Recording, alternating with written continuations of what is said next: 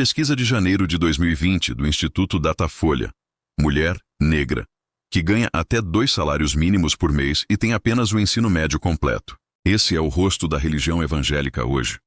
Bem diferente, no entanto, é o perfil dos líderes evangélicos que decidem atuar na esfera política, seja nos bastidores ou sob os holofotes. Um exemplo é o pastor Edir Macedo, líder da Igreja Universal do Reino de Deus, fundada no terreno de uma antiga funerária em 1977, no Rio de Janeiro. Ele tem uma fortuna declarada de 2 bilhões de reais. Ele foi um dos apoiadores da campanha de Jair Bolsonaro à presidência da República. Resultado: cerca de 70% dos evangélicos declararam voto no candidato abençoado da extrema-direita. A presença de evangélicos na política não é de hoje, mas cresce de forma exponencial.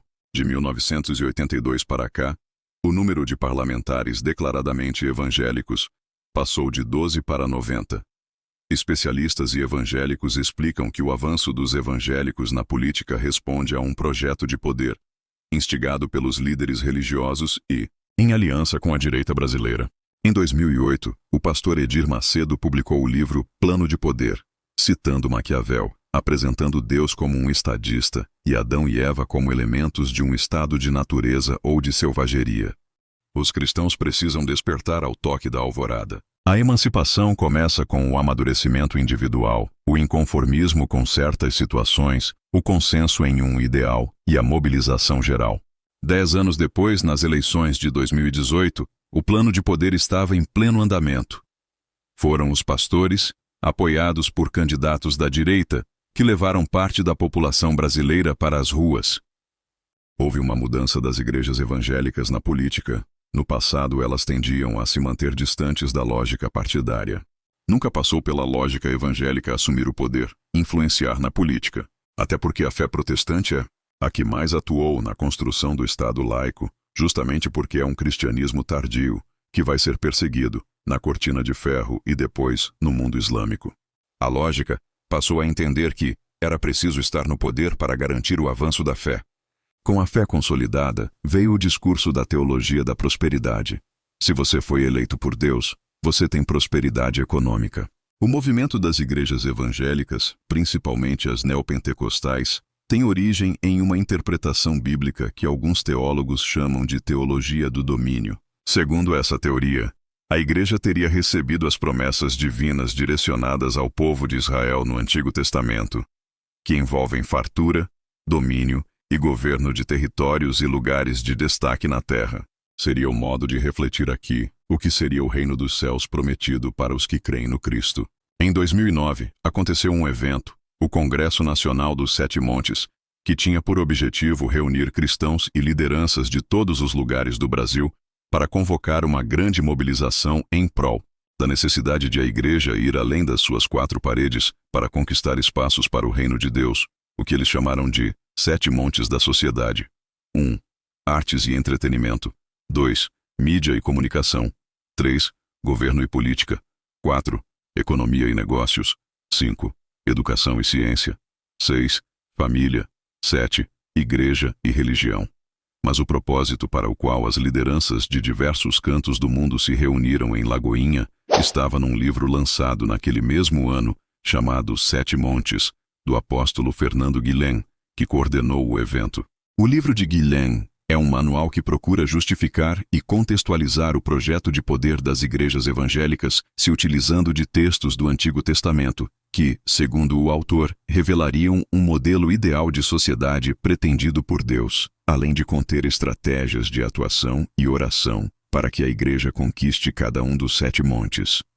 Com esse projeto em curso, as igrejas iniciaram uma transição para um modelo litúrgico e de evangelismo chamado MDA, sigla para Modelo de Discipulado Apostólico. Esse modelo é muito parecido ao que fazem as empresas de marketing multinível, conhecidas popularmente por pirâmide. De acordo com ele, a igreja deve ser dividida em pequenos grupos, chamados células, contendo cada uma um líder, que reúne seus liderados semanalmente na casa de um deles, para ensiná-los de acordo com um roteiro pré-estabelecido, e assim, formar novos líderes, para que surjam novas células a partir dali. Para entender o que levou o número de evangélicos a aumentar tanto, É necessário estudar as mudanças ocorridas na sociedade brasileira nas 3 últimas décadas ligadas à precarização da vida da classe trabalhadora. Diante disso, o que as igrejas oferecem para as pessoas? Primeiro, a possibilidade de pertencer a uma comunidade. As igrejas funcionam como um centro cultural nas periferias. Se um jovem quer aprender a tocar algum instrumento, por exemplo, vai para a Igreja Universal do Reino de Deus, que atualmente tem cerca de 15 programas sociais destinados aos fiéis. De acordo com dados oficiais da Igreja de 2018, cerca de 10,8 milhões de pessoas foram alcançadas por esses programas. Outra constatação listada pelo pesquisador é o acolhimento emocional que esses espaços promovem. De acordo com um estudo feito pela Associação Nacional de Medicina do Trabalho, em 2017, os transtornos mentais estão entre as maiores causas de afastamento do trabalho. Onde esses trabalhadores vão procurar alívio? Na igreja. E de fato elas melhoram de depressão, ansiedade. Quem cura o alcoolismo hoje nas classes populares são as igrejas. Da mesma maneira, é onde vão achar também um alívio material, mesmo que seja uma cesta básica alimentar. No fim do mês, as instituições religiosas evangélicas acabam, desse modo, por organizar a vida em sociedade, principalmente em espaços onde o Estado não chega, como nas periferias.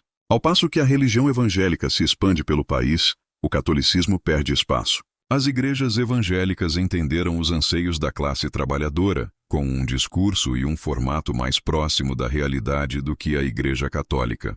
Para se ter uma ideia, apenas na década de 1960 a Igreja Católica deixou de pregar a missa em latim e de costas para os fiéis. Do outro lado, os evangélicos espalham a narrativa por meio das músicas, das rádios e dos programas de TV, e nas pequenas casas que transformam em templo, em todas as periferias. O povo que está na periferia não tem acesso à cultura, saúde e educação. Aí a igreja traz saúde, cultura e educação. O filho aprende a tocar um instrumento, faz teatro. Ela consegue ir ao médico, consegue os remédios. A igreja tem um pré-vestibular comunitário. Tudo o que o Estado não traz, a igreja traz. A esquerda não ouviu Paulo Freire. Não foi ensinar o sujeito a escrever a partir do tijolo, da argamassa, que é o que Paulo Freire ensinava sobre a educação libertadora. A base ficou solta e foi virando religiosa. O erro da esquerda é esquecer que, abaixo da linha do Equador, nós todos somos religiosos. Todo mundo fala graças a Deus. Pensar que todo mundo, à medida que for ganhando a sua de dignidade econômica, vai deixar a religião é imaginário. A fé é uma coisa mais profunda do que isso. É um jeito de se enxergar na vida. Porque é construção de afeto. Política é afeto, é relação, e a religião também.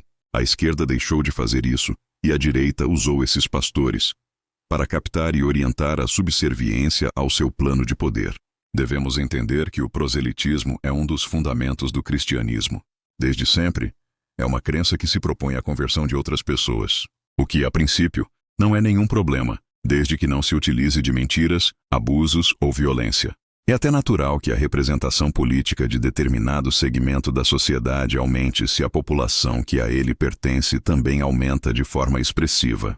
Mas a laicidade do Estado precisa ser respeitada para que violações dos direitos das minorias não sejam legitimadas em nome de uma imposição moral de viés religioso.